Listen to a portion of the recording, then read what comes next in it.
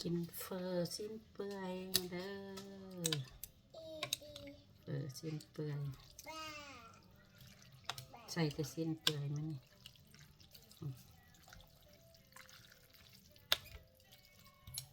ไม่ได้ใส่อย่างใส่แต่สิ้นเปื่อยหมักสิ้นเปื่อยแซ่บน้ำกันเด้อสบายดีเบิร์ดทุกคนกินเฟอร์แซ่บ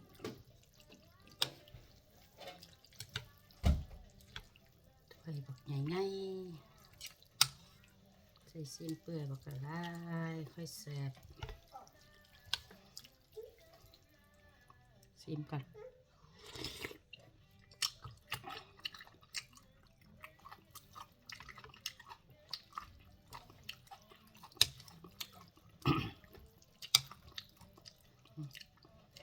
ถ้าสิ้นเปื่อยมันนี่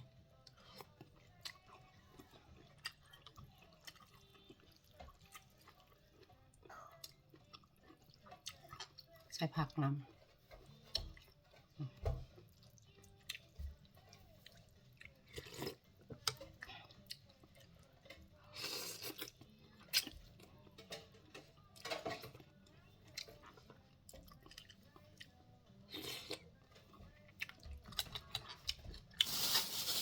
กับกัน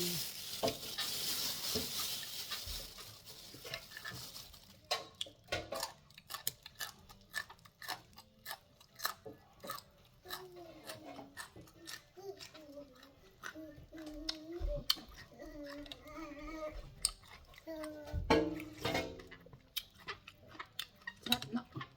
กินเฟอร์น้ำตก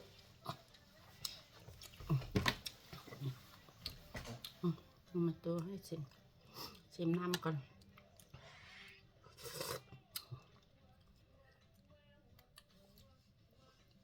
แซ่บอ่ะเลยหอบน้ำแล้วมันแซ่บกินเส้นเอากินชิ้นน